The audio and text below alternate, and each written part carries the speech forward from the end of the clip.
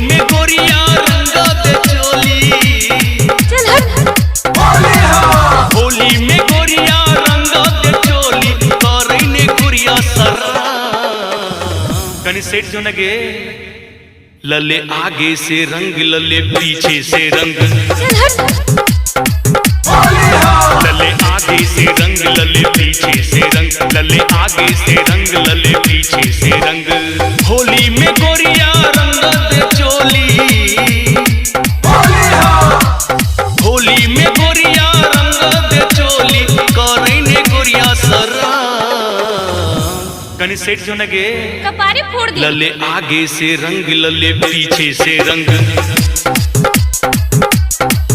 लले आगे से रंग लले पीछे से रंग। लले आगे से रंग लले पीछे से रंग। अभी आप सुन रहे हैं मैथिली म्यूजिक धमाका।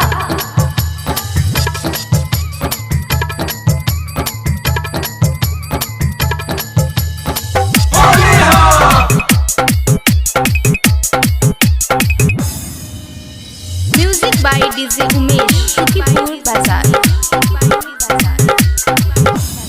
चढ़ल तोहर 16 के जवानी लोग तोहर दुतल्ला गे। देबो तोरा धीरे धीरे कर नहीं तू हल्ला गे। देखी हम गोरी तोहर चैल के दीवाना तोरे पर मरे छोड़ी सारा जमाना। एलो भैर का हम पिचकारी लेने। एलो भैर का हम पिचकारी लेने। लव यू कहे आना के लगावत नन्ना। लले आगे से रंग लले पीछे से रंग। लले आगे से रंग लले पीछे से रंग। लले आगे से रंग लले पीछे से रंग। बुरा न मानो होली है।